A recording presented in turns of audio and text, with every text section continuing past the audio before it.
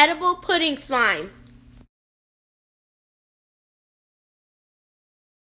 Your ingredients are pudding, cornstarch, and warm water.